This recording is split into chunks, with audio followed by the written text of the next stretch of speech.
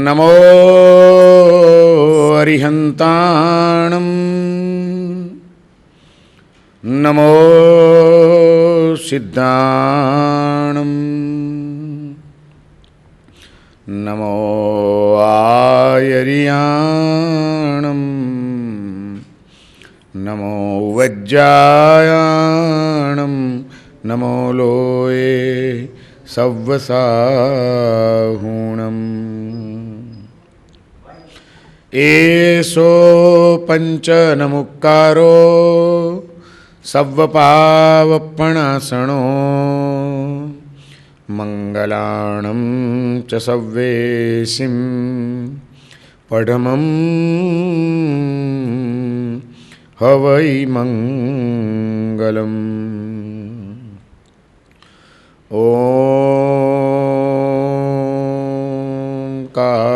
બિંદુ સંયુક્તમ નિત્યમ ધ્યાયન્તિ યોગિનઃ કામદં મોક્ષદં ચૈવ ઓંકારાય નમો નમઃ. અજ્ઞાનતિમિરાંધાનાં જ્ઞાનાંજનશલાકયા નેત્રముન્મીલિतं येन તસ્મૈ શ્રી ગુરવે નમઃ. યા દેવી સ્તુયતે નિત્યં વિબુધૈર્વેદપારગૈः सा मे भवतु जिह्वाग्रे ब्रह्मरूपा सरस्वती ब्रह्मरूपा सरस्वती. પાપ પ્રતિઘાત ગુણ બીજાધાન નામના પંચસૂત્રના પ્રારંભમાં જ આ પ્રથમ શ્લોકમાં મહત્વની વાત કરી રહ્યા છે કે વિતરાગ પ્રભુને નમસ્કાર તો કરવો છે, પણ કેવા વિતરાગ? વિતરાગ સર્વજ્ઞ દેવેન્દ્રોથી પૂજાયેલા યથાસ્થિત વસ્તુને કહેનારા ત્રણ લોકના ગુરુ એવા અરુહંત ભગવંતને મારા નમસ્કાર હો. અરુહંતાણમ.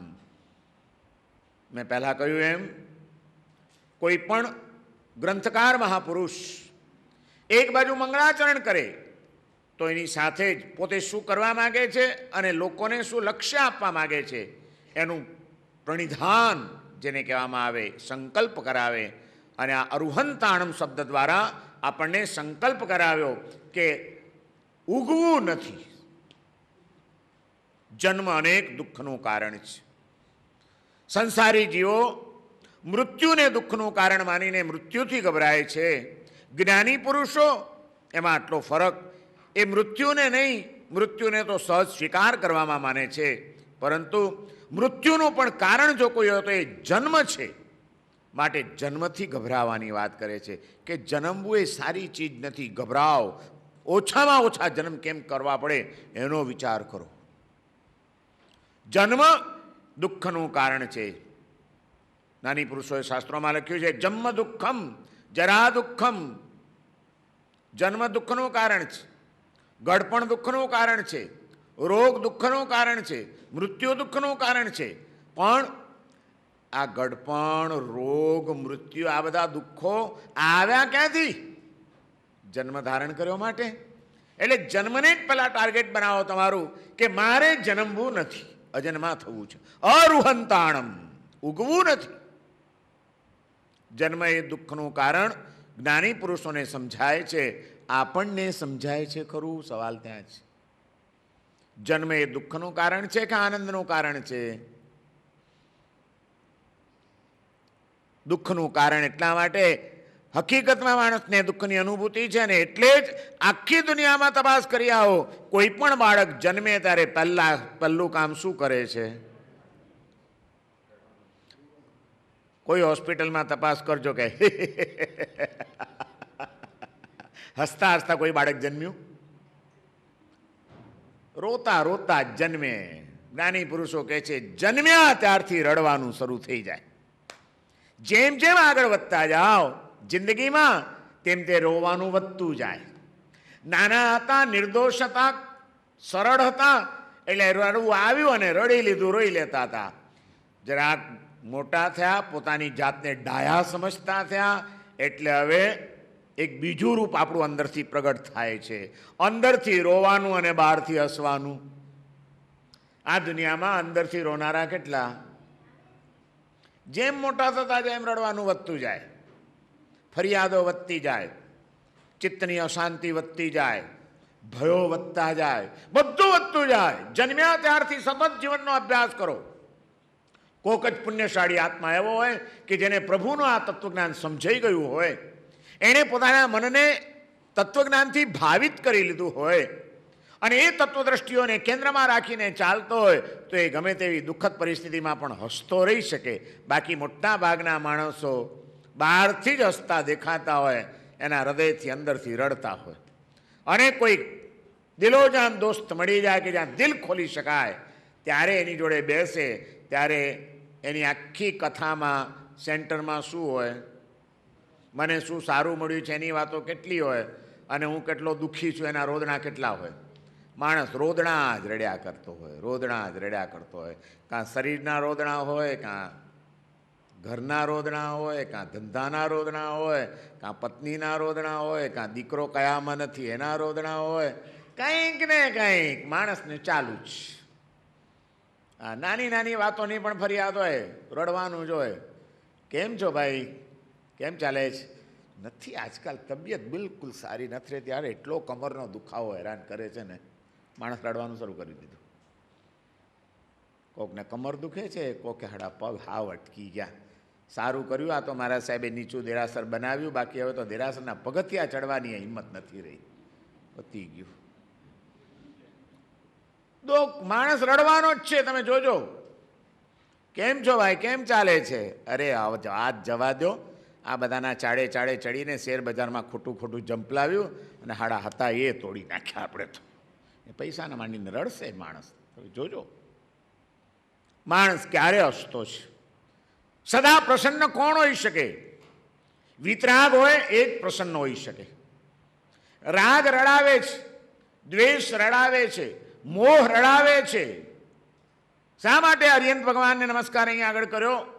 કારણ કે એ વીતરાગ છે, અને એમને જેને રાગ નથી એને રડવાનું કોઈ કારણ રહેતું નથી. આસક્તિ જ માણસને રડાવે છે. લક્ષ્ય આપ્યું, પ્રણિધાન કરાવે છે આપણને, અરુહંતાણમ ભગવંતાણમ કહીને. ઉગવું નથી. જન્મ એ દુઃખનું કારણ છે, કારણ કે રોતા રોતા જન્મ્યા છીએ. અને જીવતા ના આવડે તો રોતા રોતા જીવવાનું છે, અને મરતા ના આવડે તો રોતા રોતા હાઈવોય કરતા કરતા મરવાનું છે. અને એ રીતે મરીને પાછો જ્યાં જન્મે ત્યાં અહીંનો સંસ્કાર પેલો હાથે જ જવાનો, એટલે પાછું હું કરતો ચાલે. માણસને જીવનમાં ક્યાંય ઠેકાણું નથી. કૃષ્ણ મહારાજા સમ્યક દર્શન એમને પ્રાપ્ત થયેલું હતું. ક્ષાયિક સમ્યક દર્શન એટલે કે આત્મા ઉપર લાગેલા દર્શન મોહનીય કર્મનો સંપૂર્ણપણે જેમનો ક્ષય થઈ ગયો હોય. મોહનીય કર્મ આપણે ત્યાં બે પ્રકારનું બતાડવામાં આવ્યું, દર્શન મોહનીય અને ચારિત્ર મોહનીય. દર્શન મોહનીયનું કાર્ય શું? એ આત્માના સમ્યક દર્શન ગુણને ઢાંકી દે, એને સત્ય દર્શન ન થવા દે. જે વસ્તુ જે સ્વરૂપે હોય એ સ્વરૂપે જોઈ ન શકે, જાણી ન શકે, સ્વીકારી ન શકે. એનું નામ મિથ્યાત્વી, એનું નામ મિથ્યા દર્શન. જેમ જેમ સમ્યક દર્શન થોડું થોડું ખુલતું જાય તેમ તેમ એક સાયુપસમિક સમ્યક દર્શન કહેવાય કે હજી મોહનીય કર્મના ક્ષય પૂરા નથી ત્યાં પૂતગલો, કર્મવર્ગણાના એ પૂતગલો. એટલે થોડાક શાંત થયેલા છે, એટલે થોડુંક સત્ય દેખાય પણ ઝાંખું, પાછું અસત્ય તરફનો પક્ષપાત વધે. પણ એમ કરતાં કરતાં કરતાં કરતાં જ્યારે દર્શન મોહનીય કર્મના સંપૂર્ણ કર્મ પૂતગલોનો ક્ષય થઈ જાય, આત્મા ઉપરથી ખરી પડે, ત્યારે સમ્યક દર્શન ગુણનો પ્રગટ થઈ જાય એનો. અને સમ્યક દર્શન એને વાસ્તવિકતાનું ભાન કરાવી દે. સંસાર કેવો છે એને બરાબર સમજાઈ જાય, પ્રભુ કેવા છે બરાબર સમજાઈ જાય, એ પ્રભુનો માર્ગ કેવો છે એ વાત બિલકુલ હૃદયમાં ઠસી જાય. અને એટલે જ પોતે કદાચ દર્શન મોહનીય કર્મનો ક્ષયક્ષમ હોવા છતાં ચારિત્ર મોહનીય કર્મના જબરજસ્ત ઉદયો હોવાના કારણે સાચું સમજાવવા છતાં સાચા માર્ગે જવાનો પુરુષાર્થ ન કરી શકતો એવું બને.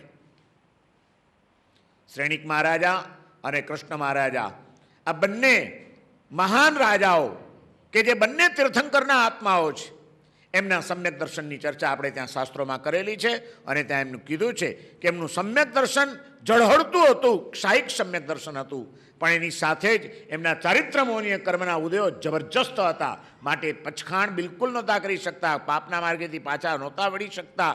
સમજતા હતા કે આ કરવા જેવું નથી, છતાં એમનાથી છૂટી નહોતું શકતું. એમની લાચારી હતી, પણ લાચારીનો બચાવ નહોતો, એનો સ્વીકાર હતો. અને એટલે જ યુવાન થયેલા પોતાના દીકરા અને દીકરીઓને કૃષ્ણ મહારાજા કહેતા હતા કે જો ખરેખર આત્માને સુખી કરવો હોય, જીવનમાં સુખી થવું હોય અને આગળના ભાવોમાં પણ સુખની પરંપરા ચલાવવી હોય અને છેવટે સુખ દુઃખના દ્વંદ્વમાંથી મુક્ત થઈને આત્માના પરમ સુખને પામવું હોય તો એક જ આ તીર્થંકર પ્રભુનો માર્ગ જ સાચો છે. સંસારના માર્ગે ભલે આપણને સુખના આકર્ષણો દેખાતા હોય, પણ એ ઝાંઝવાના જળ છે. દીકરાઓ એમાં ફસાતા નહીં. મને દેખાય છે, મને સમજાય છે, પણ અભાગ્યો છું કે સત્ય સમજાવવા છતાં એ માર્ગે ચાલી નથી શકતો. હું પુરુષાર્થ નથી કરી શકતો. મારા કોઈ કર્મના ઉદયો મને પ્રભુના માર્ગે જવા નથી દેતા. પણ હું ઈચ્છું છું કે હું ભલે ખોટા માર્ગે ચાલતો હોઉં, પણ તમે એવા ખોટા માર્ગે ચાલવાનો મને અનુસરવાની ભૂલ નહીં કરતા. સ્વીકાર હતો પોતાનો. સમ્યક દર્શનની આ જ વિશેષતા.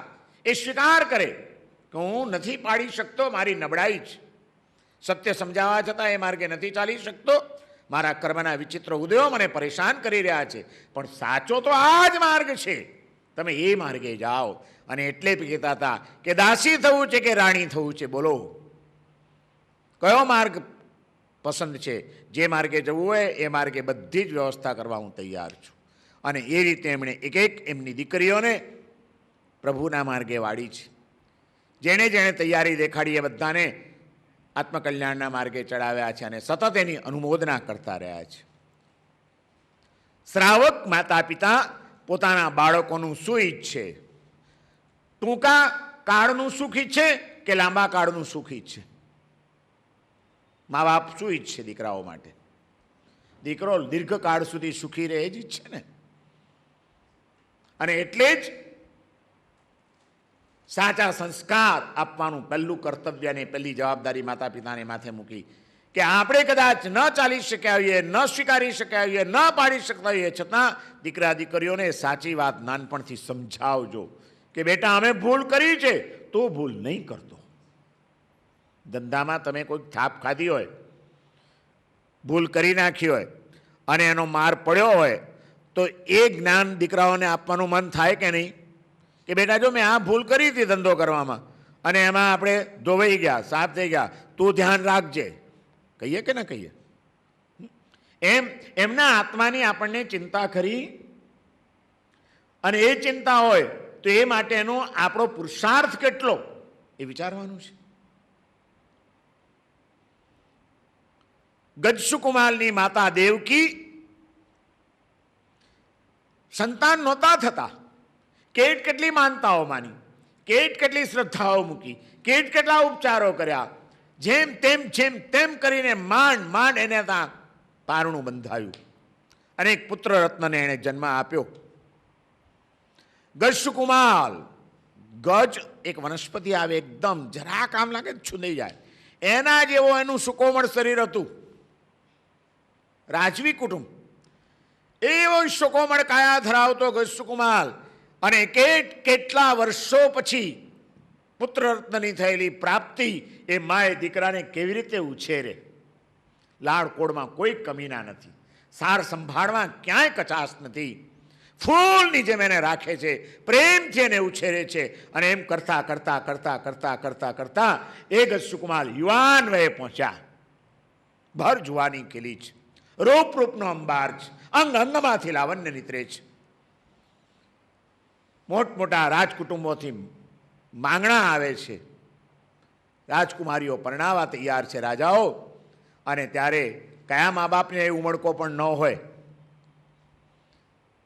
પણ નાનપણથી ગળથુથીમાંથી એક જૈન માતા તરીકે, એક શ્રાવિકા તરીકે સંસ્કાર પણ એવા પાયા છે કે યુવાન વયમાં પહોંચેલો એ ગજસુકુમાર, એની જ્યારે ખબર પડે છે કે આત્માનું કલ્યાણ કરનારા તીર્થંકર પ્રભુ પધાર્યા છે, ભગવાન નેમનાથનું સંવત્સરણ રચાવ્યું છે, માને કહે છે, માં પ્રભુના દર્શન કરવા જવું છે, પ્રભુની કલ્યાણકારીની એ વાણી સાંભળવી છે, માં મને લઈ જઈશ? અને દેવકી અને ગજસુકુમાર ભગવાન નેમનાથની દેશના સાંભળવા ગયા છે. અને પ્રભુએ દેશનામાં આ સત્ય સમજાવ્યું કે જન્મ એ દુઃખનું કારણ છે, આ સંસાર દુઃખરૂપ છે, દુઃખ ફલક છે, દુઃખાનુબંધી છે. આવા સંસારના કોઈ વ્યામોહમાં ક્યારેય ફસાતા નહીં. વાસ્તવિકતાનું દર્શન કરતા શીખજો, તમારી દ્રષ્ટિને નિર્મળ બનાવજો. પ્રભુની એ દેશના, પ્રભુનો એ ઉપદેશ સીધો ગજસુકુમારના હૃદયમાં ઉતરી રહ્યો છે. દેશના પૂરી થઈ છે, ગજસુકુમાર પાછા આવે છે. પાછા આવ્યા પણ ભગવાનના શબ્દો હજી ગુંજ્યા કરે છે અંતરમાં. કેટલી અદ્ભુત વાતો કરી પ્રભુએ, કેટલું અદ્ભુત જ્ઞાન આપી દીધું પ્રભુએ. એક એક વાતોની પાછળ કેટલું દીર્ઘ રહસ્ય છુપાયેલું હતું. આહા, તીર્થંકરની વાણી એટલે તીર્થંકરની વાણી. શું પ્રભુએ કમાલની વાતો કરી, આવું તો કોઈ દિવસ વિચાર્યું પણ નહોતું. અને ચિંતન ચાલ્યું.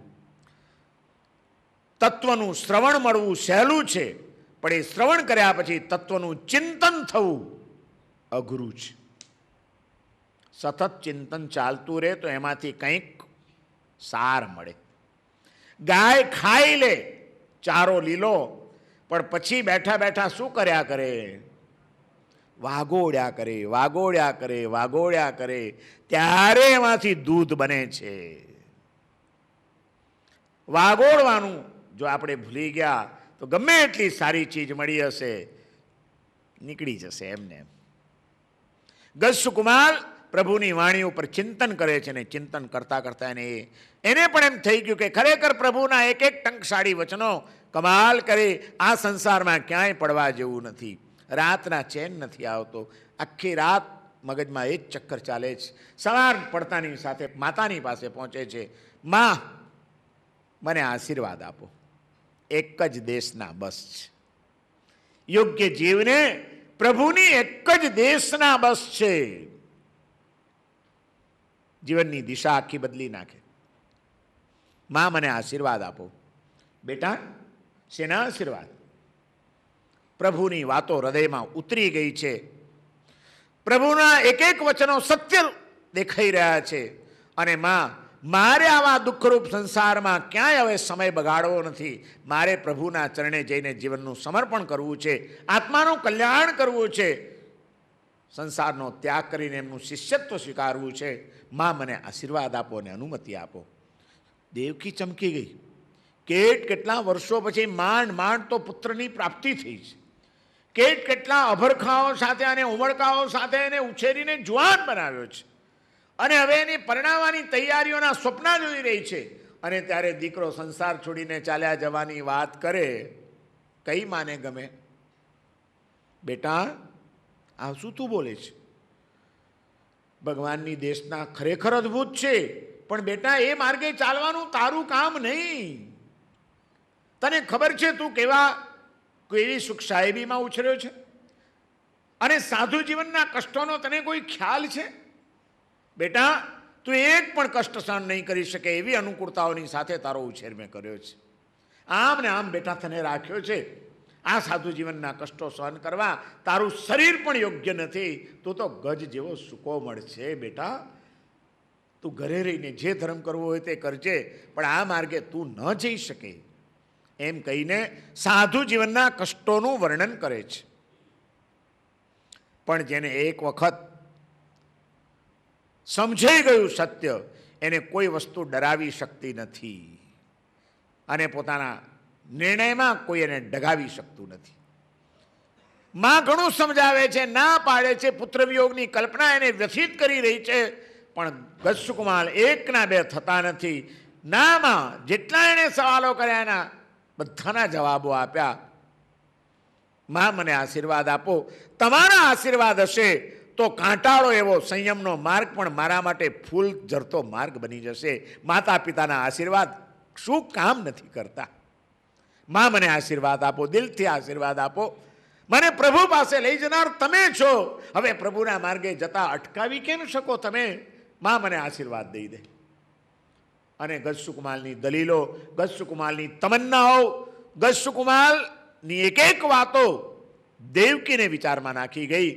દેવકીને એમ થાય છે, આટલી મોટી થઈ, આટલી ભગવાનની દેશનાઓ સાંભળી, પણ હું જે ન પામી શકી, આ મારો દીકરો એક દેશનામાં પામી ગયો, ધન્ય છે એને.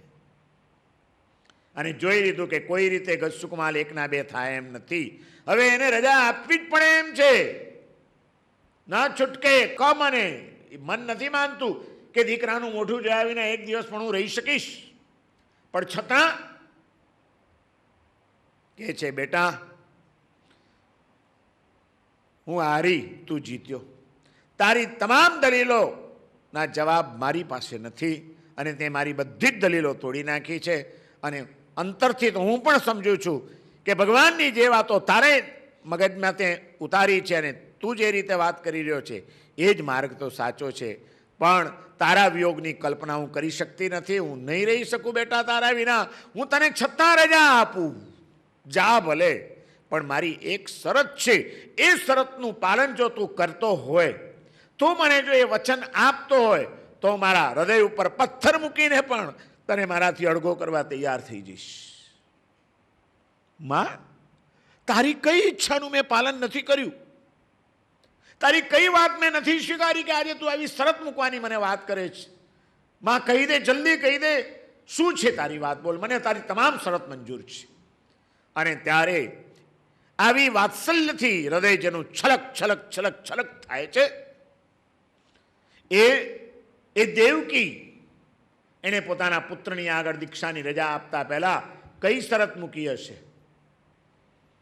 ભલે તારે દીક્ષા લેવી હોય તો લે બેટા, પણ જો તું બહુ જ સુખશીલતાના ઉછર્યો છે માટે બહુ જાજા તપ કરતો નહીં, બહુ ઉપવાસ કરતો નહીં. હો, સંભાળીને રહેજે, બધા ખાઈ પીને બધો ધર્મ કરજે. શું શરત મૂકી હશે? બેટા તારે ભલે દીક્ષા લેવી હોય તો લે, તને વાંધો, હું ના નહીં પાડું, હવે તારા માર્ગમાં અવરોધ નહીં બનું. પણ બેટા એક એટલું મને કહી દે કે તું આ દ્વારિકા છોડીને ક્યાંય બહાર જઈશ નહીં, અહીં રહીને સાધના કરજે. કમસે કમ હું દૂર ઊભી રહીને પણ રોજ તારા સાધુ તરીકે દર્શન કરવા તો આવી શકું ને, તારું મોઢું તો મને જોવા મળશે ને બેટા. બેટા તું મને મૂકીને નહીં જાય ને, બસ એટલું મને વચન આપી દે, જા દીક્ષા લઈ લે. એમ કીધું? શું કીધું હશે? સાચી માતા પુત્રના માટે શું ઈચ્છે? અદ્ભુત દાખલો આપણા માટે છે મા તરીકેનો. ગજસુકુમાલ જેવી માતા મળવી મુશ્કેલ છે. એક બાજુ એની પ્રત્યેનો નિતરતો પ્રેમ, ખડખડ વહેતું વાત્સલ્યનું ઝરણું, સતત પુત્રની ચિંતા કે એને કોઈ અગવડ ન પડે, અને બીજી બાજુ એના આત્મકલ્યાણની ઉત્કૃષ્ટ ભાવના કે એમાં એ ક્યાંય પાછો ન પડે. અને ગજસુકુમાલને કહી દે છે દેવકી, મુજને તજીને વીરા અવર માત મત કીજે રે. દીક્ષા લેવી હોય તો લે, જવું હોય તો જા, પણ એક શરત, મને એક વચન આપતો જા કે આ અનંત સંસારની અંદર ગજસુકુમાલની છેલ્લી માતા જો કોઈ થઈ હોય તો એ દેવકી થઈ. એ પછી એણે કોઈને માં નથી બનાવી. આવો ઇતિહાસ તું રચી શકતો હોય અને એ માટેનું મને વચન આપતો હોય તો જા બેટા, મારા તને આશીર્વાદ છે, તારો માર્ગ મંગલમય હો. મને છોડીને હવે પછી કોઈને માં નહીં બનાવતો. એનો અર્થ શું? હવે પછી તારે ક્યારે પણ જન્મ ધારણ ન કરવો પડે એવી સાધના કરજે. સાધનામાં ક્યાંય પાછો પડીશ નહીં. ભૂલી જજે મને, ભૂલી જજે આ રાજમહેલને, ભૂલી જજે આ પરિવારને, ભૂલી જજે આ સમગ્ર સંસારને, અને તારા આત્મામાં એવો ખોવાઈ જજે બેટા, એવો ખોવાઈ જજે.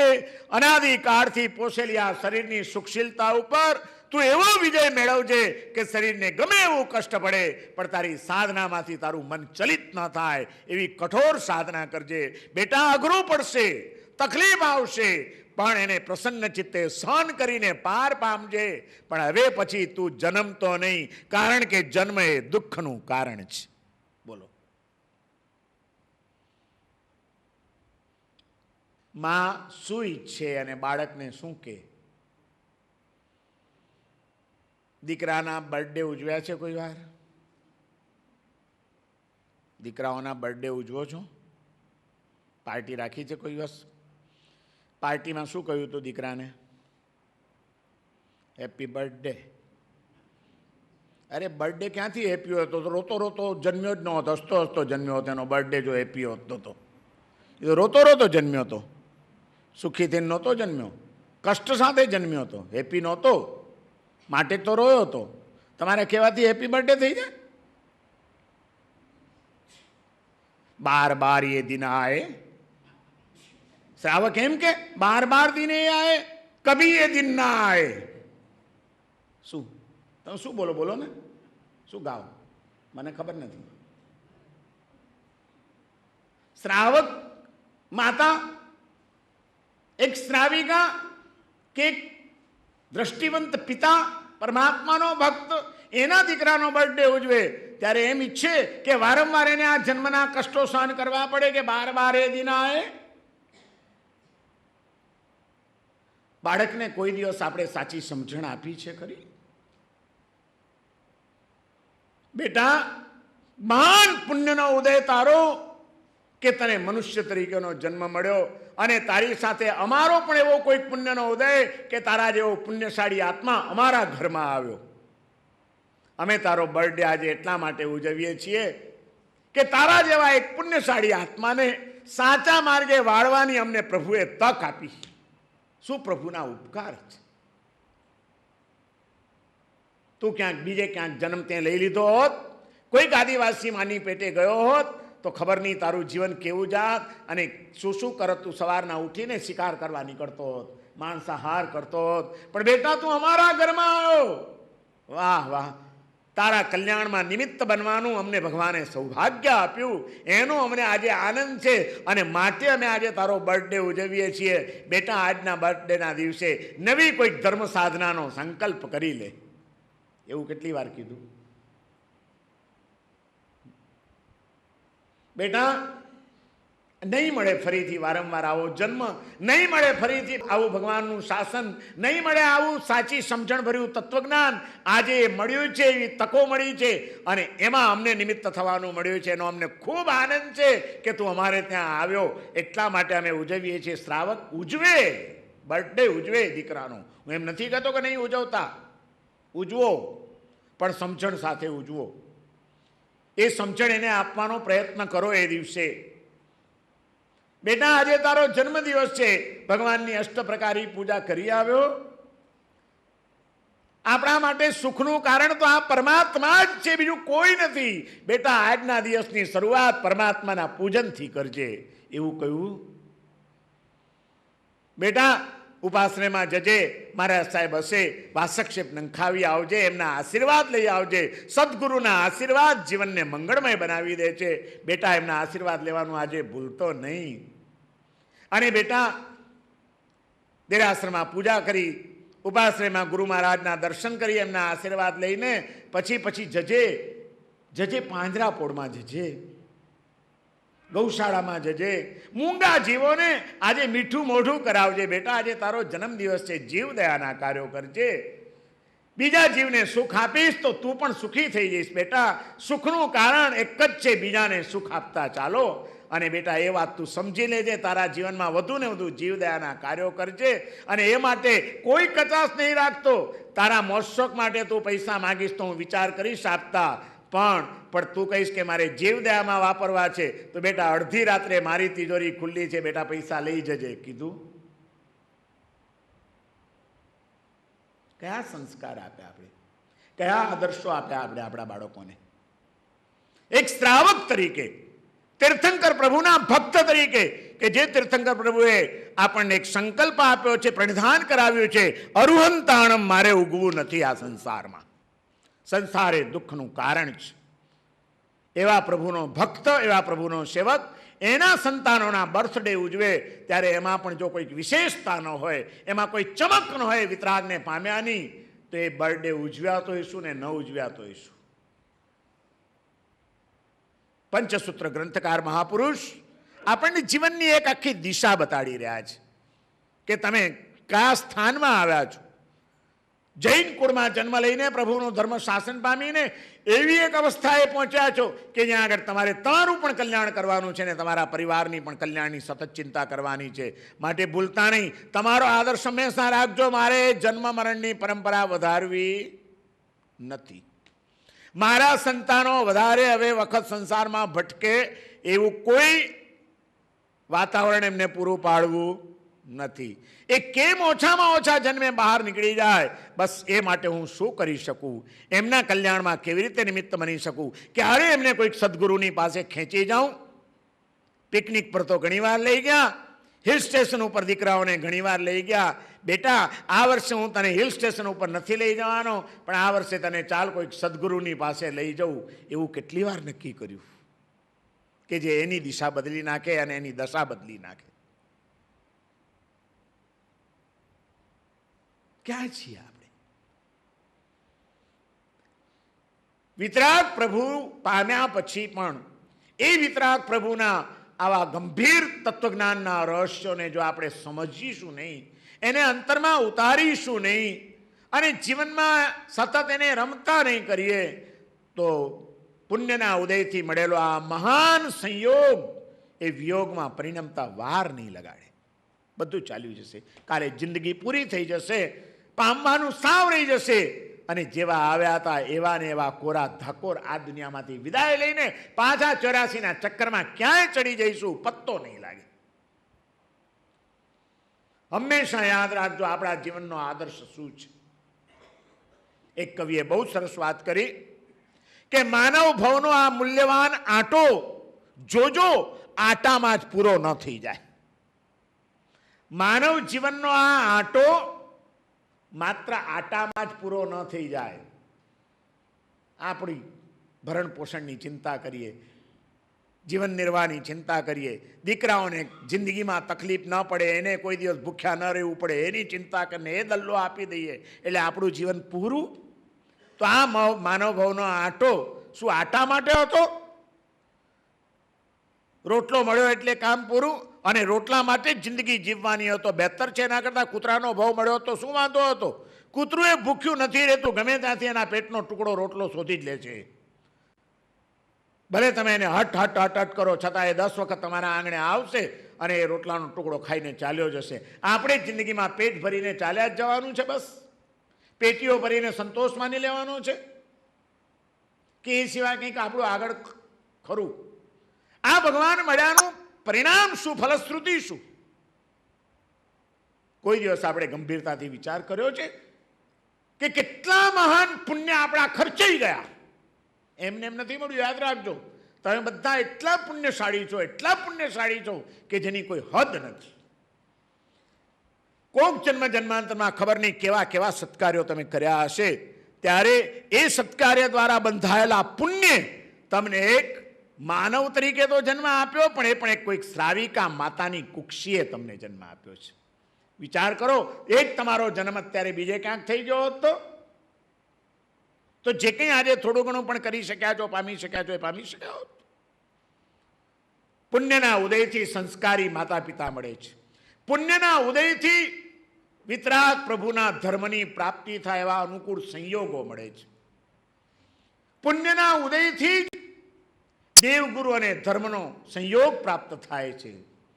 અને એ બધું પ્રાપ્ત કરવા માટે દરેક તબક્કે પુણ્ય વાપરતા જ જવું પડે છે, વાપરતા જ જવું પડે છે. કેટલું બધું પુણ્ય આપણું ખર્ચાઈ ગયું, બહુ મોટું ઇન્વેસ્ટમેન્ટ કરી નાખ્યું છે તમે આ સ્થિતિ સુધી આવવા માટે.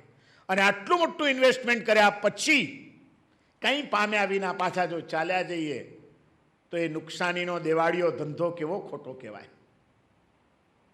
એવા કંઈ મૂર્ખ છીએ કે મોટામાં મોટું ઇન્વેસ્ટમેન્ટ કરીએ અને પ્રોફિટ કંઈ જ લીધા વિના ચાલ્યા જઈએ?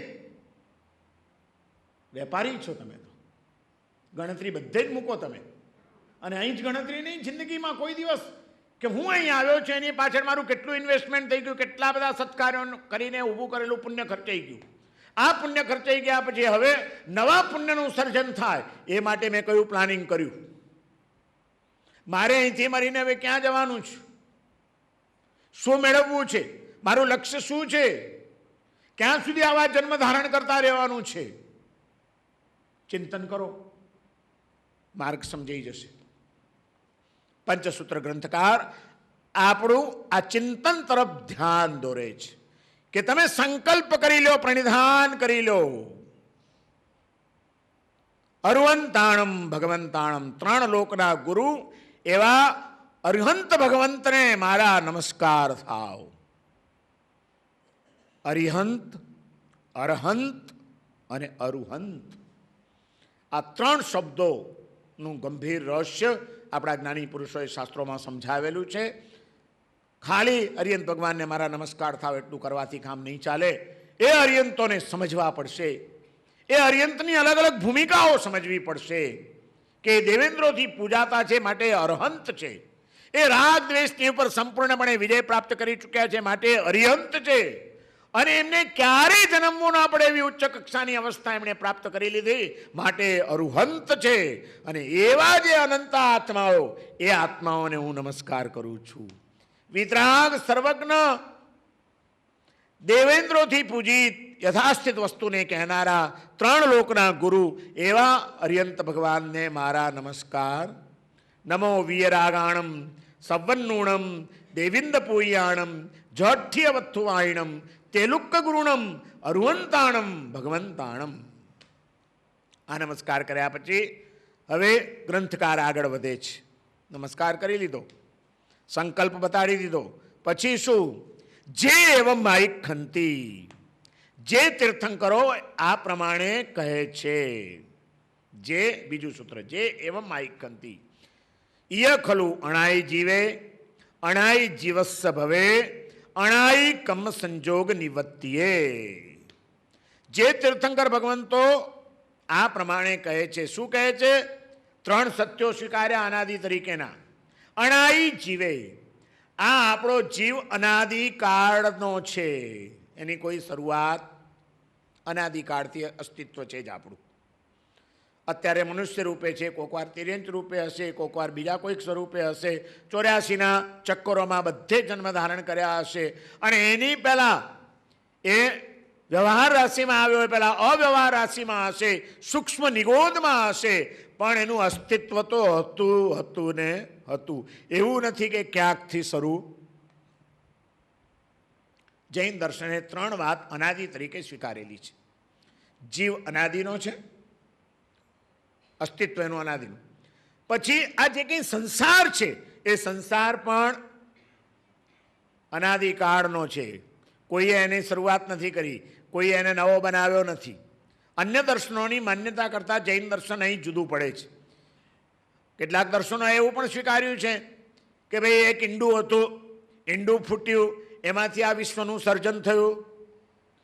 તો પાછો પ્રશ્ન આવે કે ઈંડું ક્યાંથી આવ્યું? તો કે મરઘીએ આપ્યું. તો કે મરઘી ક્યાંથી આવી? ઈંડામાંથી આવી. એ ઈંડું કોણે આપ્યું? તો ક્યાંક તો અટકવું પડે કે હતું. અનાદિત્વ કોઈક વસ્તુનું તમારે સ્વીકારવું પડે.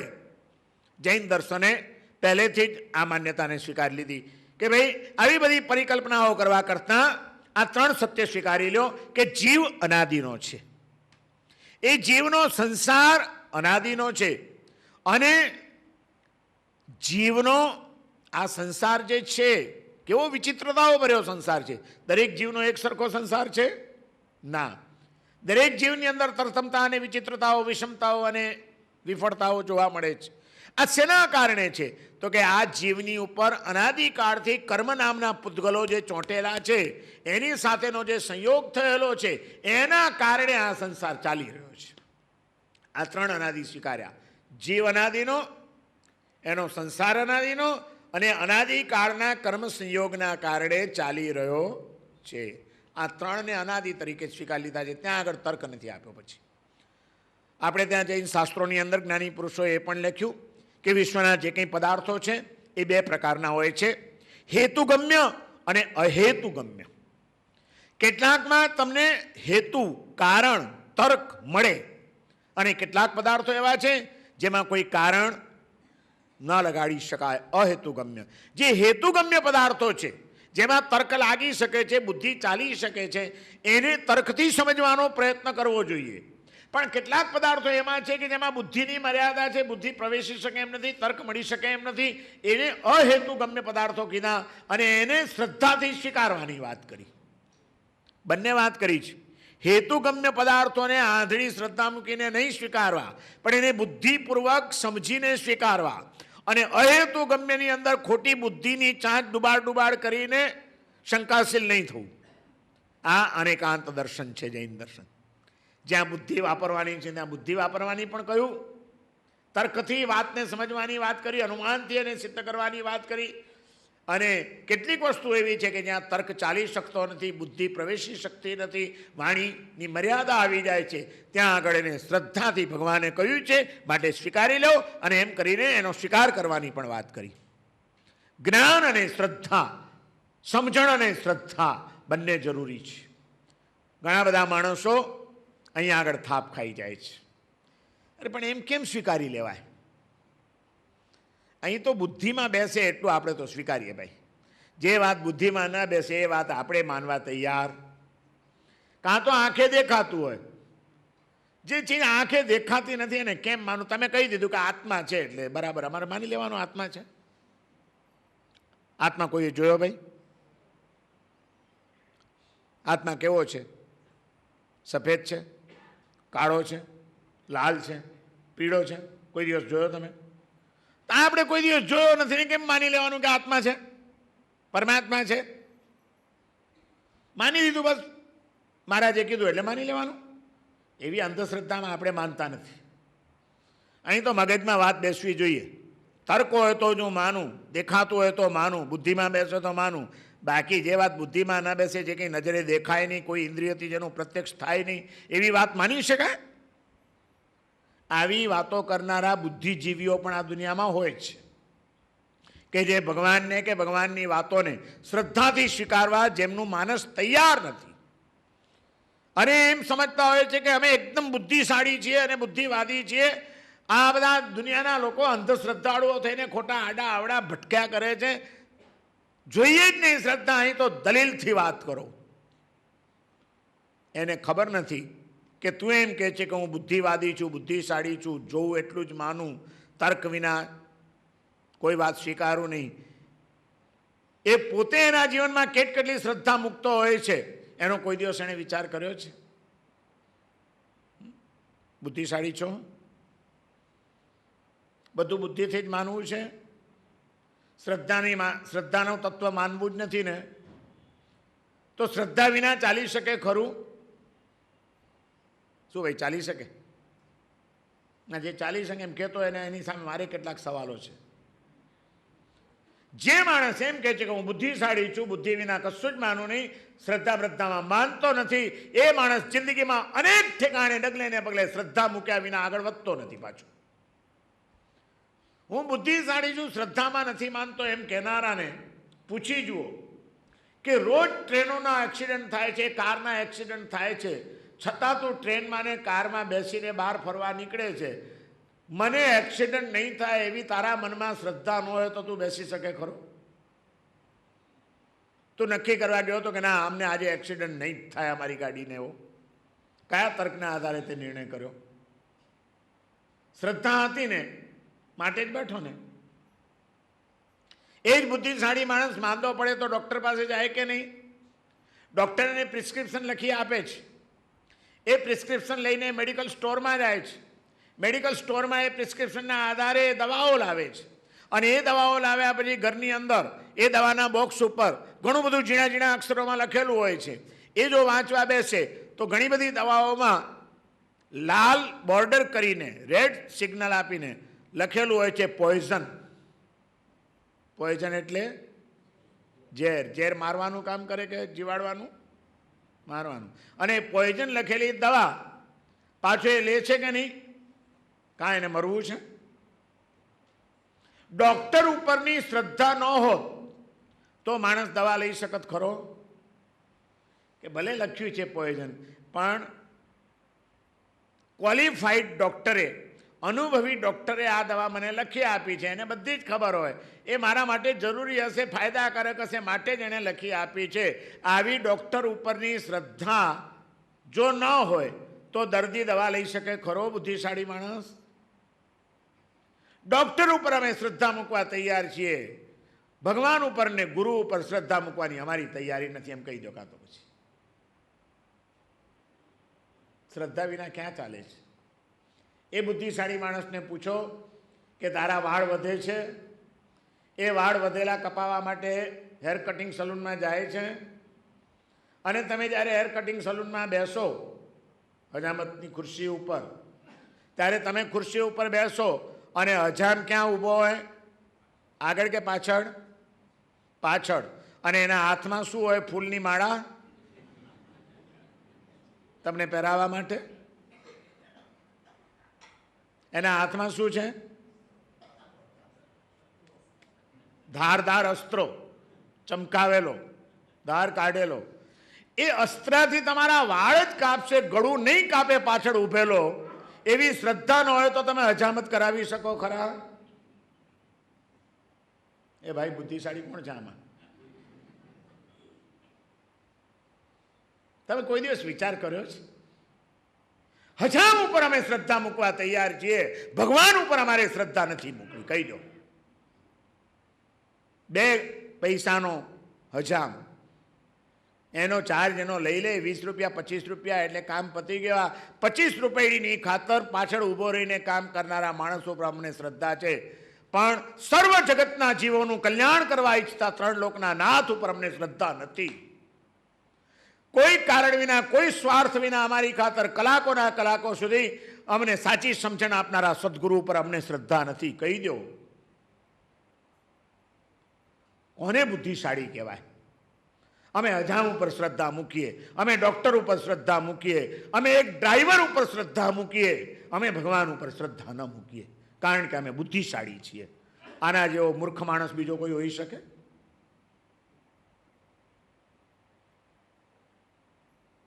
શ્રદ્ધા વિના ક્યાંય ચાલતું નથી. જીવનમાં ડગલે ને પગલે શ્રદ્ધાની જરૂર પડે છે, અને એ શ્રદ્ધાની જેણે અવગણના કરી એ માણસ જીવનમાં ક્યારે આગળ વધી શકતો નથી. અંધશ્રદ્ધા જુદી વસ્તુ છે અને સમજણપૂર્વકની શ્રદ્ધા એ આખી જુદી વસ્તુ છે. અને આપણા જ્ઞાની પુરુષોએ ક્યાંય અંધશ્રદ્ધા મૂકવાનું કીધું નથી. માટે કહ્યું કે હેતુગમ્ય પદાર્થો જે છે એને સમજવાની કોશિશ કરો અને પછી એની ઉપર શ્રદ્ધા સ્થાપિત કરી દો. ભગવાન ઉપર શ્રદ્ધા શા માટે મૂકવાની? ભગવાનના વચનો ઉપર શ્રદ્ધા શા માટે મૂકવાની? સમજી લો. એટલા માટે કે એમના વિશેષણો જ એવા છે કે જે શ્રદ્ધા મૂકવા માટે આપણને પ્રેરિત કરે છે. એ કેવા છે ભગવાન જેમના વચન ઉપર આપણે શ્રદ્ધા મૂકવાની છે? અજ્ઞાની છે કે જ્ઞાની? જ્ઞાની છે. સર્વજ્ઞ થયા પછી જ ઉપદેશ આપ્યો છે. એટલા માટે તો તીર્થંકરો જ્યાં સુધી સંપૂર્ણપણે જ્ઞાનાવરણીય કર્મનો ક્ષય ન થઈ જાય, સર્વજ્ઞતાનો ગુણ પ્રગટ ન થાય, ત્યાં સુધી તીર્થંકર ઉપદેશ પણ નથી આપતા. ભગવાન મહાવીરે 30 વર્ષની ઉંમરે દીક્ષા લીધી. કેટલા વર્ષ સાધના કરી? 12.5 વર્ષ. 42 વર્ષે એમને કેવળ જ્ઞાન થયું. એ 30 વર્ષથી 42 વર્ષની વચ્ચે એમણે કેટલી વાર દેશનાઓ આપી? મૌન રહ્યા છે, સાધનામાં જ રહ્યા છે, ધ્યાનમાં જ રહ્યા છે. દેશના એમણે ક્યારે આપી?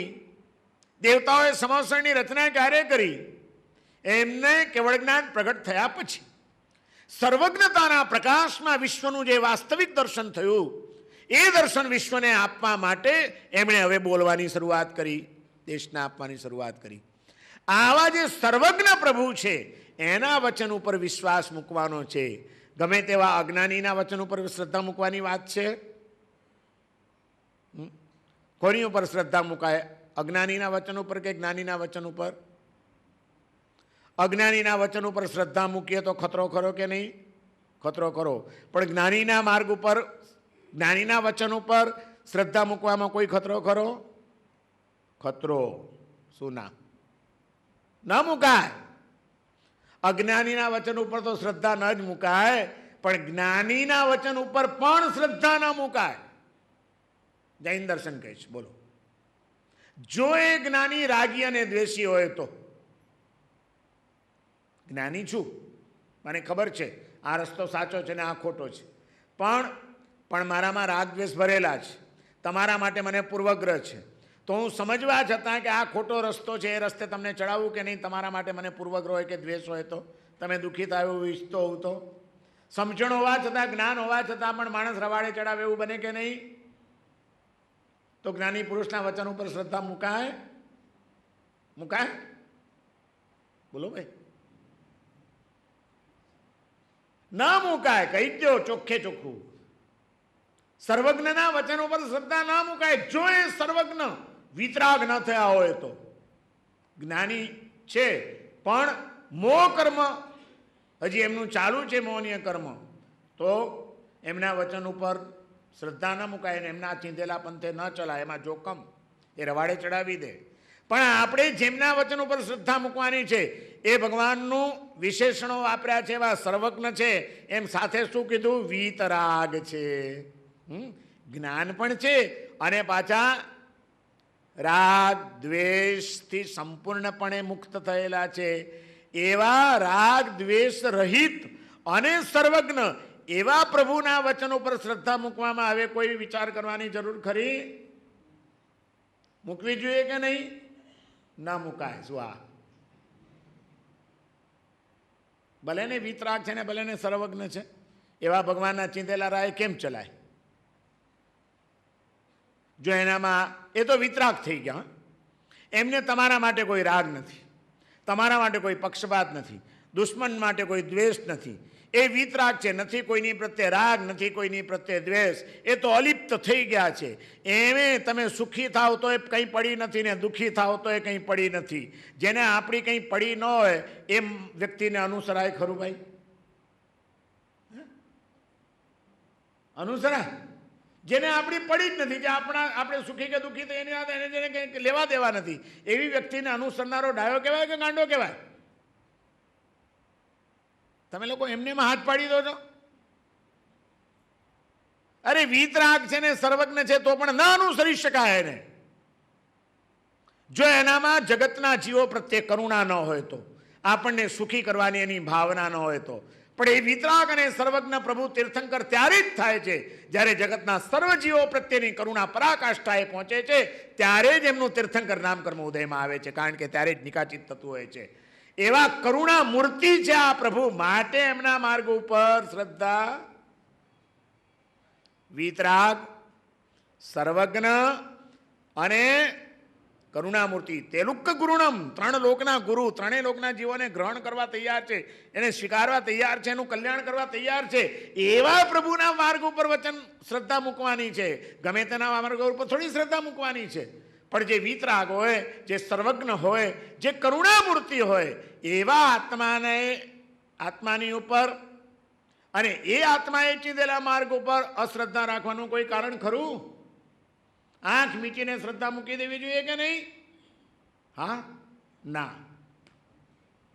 ના મુકાય. તમે લોકો કેમ બુદ્ધિ નથી હાલતી? કઈ તર્ક કરો મારી સામે કે મારા સાહેબ ઉભા રહો. ભલે ને ગમે એટલી કરુણા હોય, પણ આપણું કલ્યાણ કરવાની એમાં તાકાત જ ન હોય, તો જે શક્તિશાળી ન હોય, જેનામાં કંઈ તાકાત ન હોય, એને અનુસરી શકાય? માની લો એક તળાવની અંદર 4 છોકરાઓ તરવા માટે પડ્યા છે. કિનારા ઉપર ઘણા બધા લોકો જોવા માટે બેઠા છે.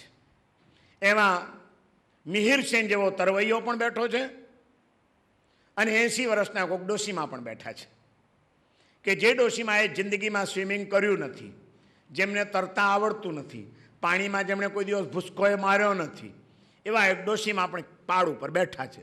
અને તરવા ગયેલા છોકરાઓમાંથી અચાનક 2 છોકરા પાણીમાં ફસાયા, ચક્કરમાં આવ્યા અને ડૂબવા લાગ્યા. અને એ ડૂબતા છોકરાઓ બૂમ પાડે છે, બચાવો બચાવો બચાવો, બૂમ પાડે છે.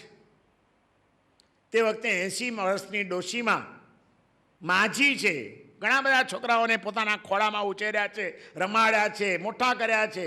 એવી વાત્સલ્ય મૂર્તિ એક માં, એના હૃદયમાં કરુણા જાગે કે નહીં?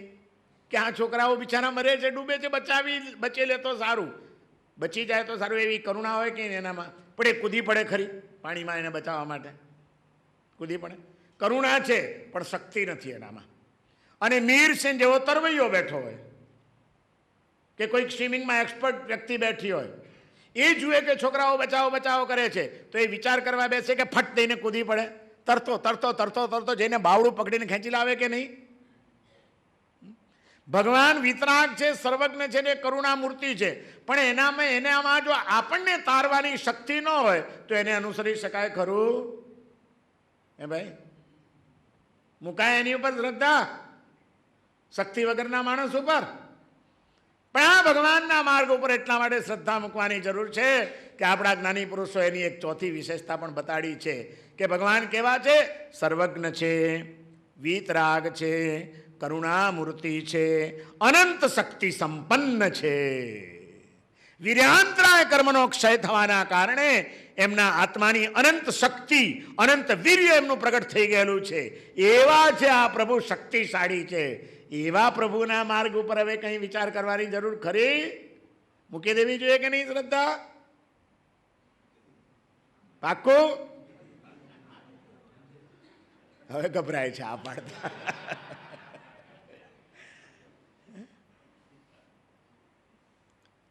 ચાર વિશેષતાઓ આપણા તીર્થંકર પ્રભુની આ બતાડેલી છે.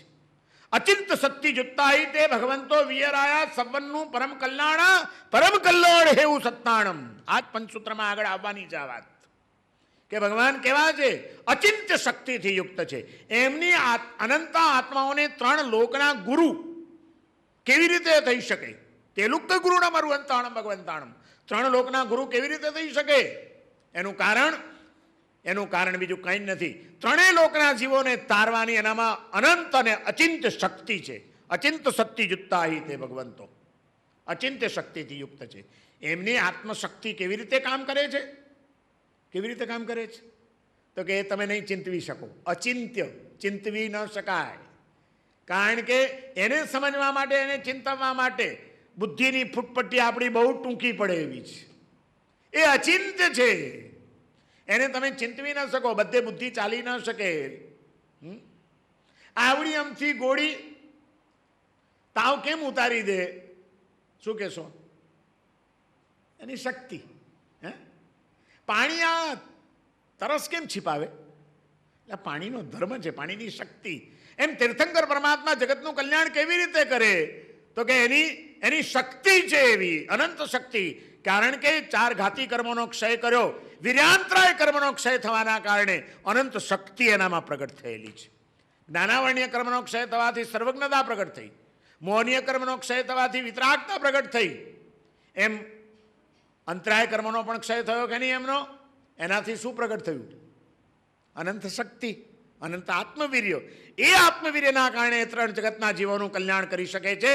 આ 3 જગતના જીવોનું કલ્યાણ કરવાની એનામાં શક્તિ છે. એ અચિંત શક્તિ યુક્તાહી તે ભગવંતો. આવા અચિંત શક્તિયુક્ત ભગવાન કેવા છે?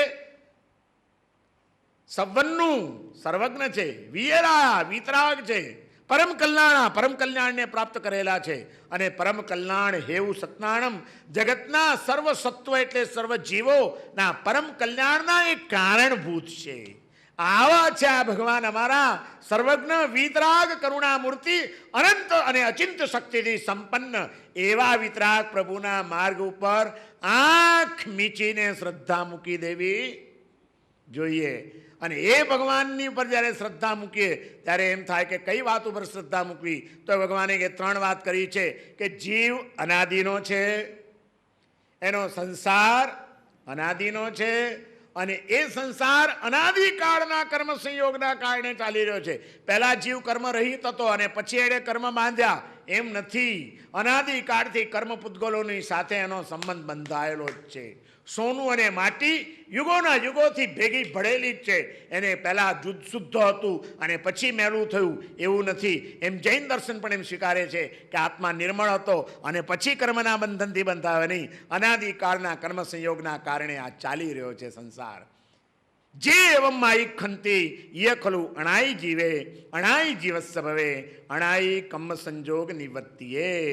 આ ત્રણ અનાદિકાળના સત્યોને સ્વીકારીને પંચસૂત્રના બીજા શ્લોકમાં આ અનાદિ સિદ્ધાંતનો સ્વીકાર કરવામાં આવ્યો અને ત્યાર પછી હવે ત્રીજા સૂત્રની અંદર મહત્વની વાત કરે છે. એની ઉપર આપણે આગળ હવે સ્વાધ્યાય કરીએ. ત્રણ વસ્તુને અનાદિને સ્વીકાર્યા પછી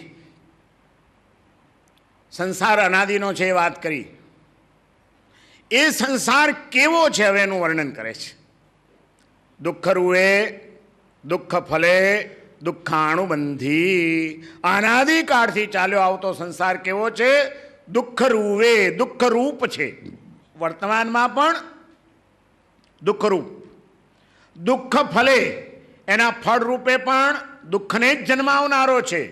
અને દુઃખને જન્માવ્યા પછી એ દુઃખ જ્યારે આવે ત્યારે ચિત્તમાં અશાંતિ, અસમાધિ, સંક્લેશ વગેરે કરાવવા દ્વારા એવા નવા કર્મો બંધાવે છે કે એ કર્મ ઉદયમાં આવે ત્યારે પણ પાછા નવા દુઃખોનું સર્જન થયા કરે. એટલે દુઃખની પરંપરાને ચલાવનારો છે. વર્તમાનમાં દુઃખરૂપ છે, પરિણામે દુઃખ આપનારો છે અને પરંપરાએ કર્મબંધન કરવા દ્વારા દુઃખની પરંપરાને ચલાવનારો છે. આ સંસારનું વર્ણન કર્યું. આપણને કેવું લાગે છે સંસાર? મજામાં છો ને બધા? મજામાં છો ને? ઘણા વખતે આપણે મળીએ, ઘણા બધા ભાગશાળીઓ 1 વર્ષે 2 વર્ષે મળ્યા હશે. કારણ કે હવે 1 વર્ષ અહીં પાછું હું હોતો નથી, બહાર વિદેશમાં હોઉં છું. 1 વર્ષે પર્યુષણ કરાવવા આવું એટલે ઘણા તો 2 વર્ષે મળવાનું થાય. ને આટલા વર્ષે આવા આત્મીય સાધકો મળ્યા હોય તો ખબર તો પૂછવી જોઈએ ને. સવારે નથી પૂછી તો અત્યારે પૂછી લઉં કે તમે બધા મજામાં છો ને ભાઈ? મજામાં છે, બધાના હસતા ખેલ ચહેરા છે. આપણને કંઈ તકલીફ છે? અમે બહુ મજામાં છીએ મારા સાહેબ, ભગવાનની મહેરબાની છે. સંસારમાં બધી શાંતિ છે. સારી વાત છે. હા, દુનિયામાં આજે આવું કહેનારા માણસો ક્યાં મળે કે સંસારમાં અમને એકદમ શાંતિ છે, સુખી છીએ અમે. બાકી તો બધા રોદણા જ રડે છે. મારા સાહેબ બહુ તકલીફ છે, કંઈક મંત્ર હોય તો આપો ને. મારા સાહેબ કંઈક રસ્તો બતાડો. ફોન આવે રોજ એકાદા બે આવા, કોઈક રૂબરૂ મળવા આવે. મારા સાહેબ મળવા આવવું છે, તમે ક્યારે મળશો? તો મને એમ થાય કોઈક આત્માને કંઈક તાલાવેલી લાગે છે. ભાઈ આવો, અમે તો એના માટે જ બેઠા છીએ, ભગવાનના સેલ્સમેન છીએ. કોઈ ગ્રાહક આવે એની રાહ જોઈએ, ભગવાનનો માલ ખપે એટલો સારો. એટલે એ આશા સાથે અમે તો કહી દઉં કે ભાઈ જ્યારે આવવું હોય ત્યારે આવો. ને સાધુ હંમેશા સુલભ હોવા જોઈએ એવું હું માનું. એની અપોઇન્ટમેન્ટ દેવી ન પડે, પણ સાધુ સુલભ હોવા જોઈએ, સાધુ સરળ હોવા જોઈએ અને સાધુ સહજ હોવા જોઈએ. હું આ 3 વ્યાખ્યા કરું છું સાધુની. સાધુમાં સહજતા ન હોય, સાધુમાં સરળતા ન હોય અને સાધુ જો સુલભ ન હોય, એમાં એ વચ્ચે પાછા સેક્રેટરીઓ રાખવા પડતા હોય ને એપોઇન્ટમેન્ટો લેવી પડતી હોય, તો પછી પ્રધાનમાં ને સાધુમાં ફરક ક્યાં? એટલે ઘણા કે મારો સાહેબ ક્યારે મળશો? હું કહું તમને ક્યારે અનુકૂળતા છે? આવજો ને, વાંધો નહીં, આવી જાઓ, મળીશું. હું આશા સાથે કે ચાલો આપણા ભગવાનનો માલ ખપે છે, કોઈક આવ્યો જિજ્ઞાસુ, ચાલો કંઈક સરસ વાત થશે. આવ્યા પછી ખબર પડે કે એને શું કામ હતું મારું. બોલો ભાગશાળી. મારા સાહેબ કોઈને કહેવાય એવું નથી એટલે તમારી પાસે આવ્યો છું. સારી વાત છે. સંસારીઓની કરુણતા એવી છે કે માણસ દિલ ખોલીને પોતાની વાત પણ આજે ક્યાંય કરી શકે એમ નથી. તમે તમારા દિલના દર્દ તમારી પત્નીને પણ ન કહી શકો. તમારા દિલમાં ચાલતી ઉથલ પાથલ અને વ્યથા ઘરના માણસો જાણે તો ઉથલ પાથલ નવી મચી જાય એવી પરિસ્થિતિમાં જીવતા આપણે. તમારી મુસીબતો સમાજ જાણી જાય તો ઉઘાડા પડી જાય એવા ભય નીચે જીવતો આ સંસાર કોની આગળ જઈને દિલ ખોલશે? કોની આગળ જઈને વાત કરશે? અનેક વિષમતાઓથી ભરેલા સંસારમાં આજે માણસ ક્યાંય શ્રદ્ધા મૂકી શકે, વિશ્વાસ મૂકી શકે? ક્યાંય વાત કર્યા પછી મને ખોટું ગાઈડન્સ નહીં મળે, સાચું માર્ગદર્શન મળશે. અહીં આગળ વાત કરેલી મારી ગુપ્ત રહેશે, જાહેર નહીં થઈ જાય, કોઈને જાણ નહીં કરી દે. એવી શ્રદ્ધા સાધુ સિવાય ક્યાંય મુકાય એવી છે? હવે સ્વજનો ઉપરનો ભરોસો માણસનો ઉઠી ગયો. પત્નીનો પતિ ઉપર ભરોસો નથી, પતિને પત્ની ઉપર ભરોસો નથી, ભાઈને ભાઈ ઉપર ભરોસો નથી, દીકરાને બાપ ઉપર ભરોસો નથી, બાપને સંતાનો ઉપર ભરોસો નથી. મિત્રો સાચા અવસરે ખોટા પુરવાર થતા જણાય છે. અને બધો સંસાર જ્યારે ઠગારો લાગવા માંડે ત્યારે માણસ દોડીને જાય ક્યાં? સાચું માર્ગદર્શન મૂંઝાયેલો માનવી ક્યાંથી મેળવે? જેના ખોળામાં માથું મૂકીને રડી શકાય અને દિલ ખોલીને વાત કરી શકાય એવી જગ્યા આજે આ સંસારમાં કઈ રહી છે? બધે સાધુ પાસે પણ બધે મુકાય એવી નથી. વિશ્વાસ મૂકી શકાય એવા સાધુ, કોઈ એવા ગુરુ મળી જાય તો એ માણસ જેવો ભાગ્યશાળી બીજો કોઈ માણસ નહીં. હું તો એમ કહું છું, જિંદગીમાં એક ગુરુ એવા પકડી રાખજો, એક એવા શોધી લેજો કે જ્યાં આગળ દિલ ખોલીને તમે વાત કરી શકો, મન મૂકીને તમે રડી શકો અને મન મૂકીને વરસી શકો. જ્યાં આગળ તમને કોઈ દુરુપયોગ થવાનો ભય ન હોય, જ્યાં ક્યારેય ખોટું માર્ગદર્શન મળી જશે એવી ચિંતા ન હોય, અને જ્યાં આગળ કરેલી વાત ઉઘાડી પડી જશે એવી કોઈ વિચારસરણી પણ કરવાની જરૂર ન હોય એવું શ્રદ્ધાનું કેન્દ્ર એક સદગુરુ જીવનમાં હંમેશા મેળવી રાખજો કે જે શાસ્ત્રના જાણકાર હોય, વાસ્તવિકતાને સમજી શકનારા હોય, સંસારીઓની મજબૂરીઓને પણ સમજી શકતા હોય, અને એ બધાની વચ્ચે પણ બિચારો કોઈક રડ્યો જડ્યો દુઃખી આત્મા આવ્યો છે તો કેમ શાંતિને પામી જાય એવી કરુણાથી જેનું હૈયું ભરેલું હોય એવા કોઈ ગુરુ જિંદગીમાં હંમેશા પકડી રાખજો. ખાસ કહું છું તમને, દિવસે દિવસે કાળ એવો વિષમ આવતો જાય છે કે જેની પાસે આવું કોઈક સ્થાન નહીં હોય, એવા કોઈક સમર્થ ગુરુ નહીં હોય, જે જ્ઞાની પણ હોવા જોઈએ, જે કરુણામૂર્તિ પણ હોવા જોઈએ, જે વાસ્તવિકતાને સમજી શકે એવા હોવા જોઈએ, અને જે નિસ્વાર્થ ભાવે તમારે માટે કંઈક પણ સમયને શક્તિનો ભોગ આપી શકે એવા હોય એવા ગુરુ મળે તો સમજજો કે ભગવાનની મોટી કૃપા થઈ છે તમારી ઉપર. નઘુરા ક્યારે બનશો નહીં અને સદગુરુને શોધ્યા વિના ક્યારે મરશો નહીં. એક જ સ્થાન છે. ઘણા બધા લોકો આવતા હોય છે, કહું છું ને, અડધી રાત્રે પણ આવીને ઉઠાડનારા છે અમને, અને એનું મને ચિંતા નહીં. માણસ સંસારમાં બિચારો કદાચ ક્યાંક દુઃખી થયો, ક્યાંક ફસાયો અને અસમાધિમાં આવ્યો તો આવે, ભલે સંસારની વાત કરતો આવે, મને એના માટે પણ કોઈ દિવસ ફરિયાદ કે દુઃખ નથી હોતું. હું તો એવું ઈચ્છું કે બીજે ક્યાં જશે, ગમે ત્યાં ભટકાઈ જશે તો ક્યાંક રવાડે ચડી જશે. અને આવા મુસીબતોમાં ફસાયેલા માણસોનો દુરુપયોગ અને એનો લાભ લેનારા આ દુનિયામાં ઘણા છે. જ્યોતિષીઓના રવાડે ચડ્યા તો આમે તકલીફમાં હતા ને એને ઓર તકલીફમાં ઉતાર્યા. આ નંગ પહેરો 27,000નું થશે, આ હવન કરાવો 50,000નો થશે. હમણાં એક ભાઈ આવ્યા તમારી પાસે, મને કે મારા સાહેબ એટલી બધી તકલીફમાં છું, નોન જૈન હતા ભાઈ. હમણાં આ થોડાક દિવસો પહેલાંની જ વાત કરું છું. મેં કીધું શું થયું? આમ થયું, આવી તકલીફો હતી. શું થયું? એક મારા સાહેબ કે અમારા ખાસ મહારાજ છે, મહારાજ એટલે જ્યોતિષી મહારાજ, જોશી મહારાજ. મને કે એમણે કીધું કે તમારી તકલીફ મટી જશે, વાંધો નહીં, 50,000 રૂપિયાનો ખર્ચો થશે, એક હવન મારે કરવો પડશે તમારા માટે. મેં કીધું એટલે તમારા ઘરે આવીને કરવાના હતા? તો ના, કે એણે કીધું કે તમે મને આપી દો, હું તમારા માટે બધી વિધિ કરી લઈશ. મેં કીધું એ 50,000 રૂપિયા લઈ જઈને એના ઘરે તમારી વિધિ કરવા બેસે કે ક્યાંક પિકનિક કરવા આવ્યો જશે? તમને શ્રદ્ધા છે કે ખાતરી છે? અને એ વિધિ કરીને તમને મટી જતું હોય તો એ ખાઈ લઈને તમારું પેટ ભરી જવું જોઈએ, કમાવાની ચિંતા છોડી દો ને. એને કહી દો મારા વતી ખાઈ બી લેજો. જાતે સાધના કરો, જાતે જપ કરો, જાતે અનુષ્ઠાન કરો તો તમારા અશુભ કર્મો હળવા થાય. તમારે કંઈ કરવું નથી ને પૈસાથી છૂટી જવું છે. અને એવાઓનો લાભ લેનારા આ દુનિયામાં ઘણા બેઠા છે. મહેરબાની કરીને આડાવડા ક્યાંય ભટકાતા નહીં, ગમે ત્યાં જઈને જાતને ઉઘાડી કરતા નહીં, અને ખોટા તમારા ગેરલાભ લઈને તમને વધારે કડણમાં ઉતારે એવા કોઈ ચક્કરમાં આવતા નહીં. એના કરતાં ભગવાનની શરણાગતિ સ્વીકારી લેજો. મંગલકારી પાર્શ્વનાથ ભગવાનને કહેજો, પ્રભુ તમારા શરણે છું, બસ મારો જીવનનું મંગલ કરી નાખો. ચિંતામણી પાર્શ્વનાથ પ્રભુના શરણે ચાલ્યા જજો. પ્રભુ તમે ચિંતાઓને દૂર કરનારા મણી સમાન છો, મારી ચિંતા મેં તમારા ચરણોમાં છોડી, હવે તમારે તારવા આવો તો તારો, મારવા આવો તો મારો, બધું મને મંજૂર છે. ભગવાનના હાથે જે થાય તે મંજૂર છે, પણ આડો અવડો તો નહીં જ ભટકું, ગમે ત્યાં તો નહીં જ ફસાવું. સંસાર દુઃખ રૂપ છે. આપણા જ્ઞાની સુપુરુષો કહે છે કે બહારથી રૂડો રૂપાળો સરસ મજાનો રંગીલો દેખાતો સંસાર અંદરથી બહુ બિહામણો છે, જે સતત માણસને પીડા કરે છે, દુઃખી કર્યા કરે છે. સંસાર દુઃખ રૂપ છે, વર્તમાનમાં પણ દુઃખ રૂપ છે.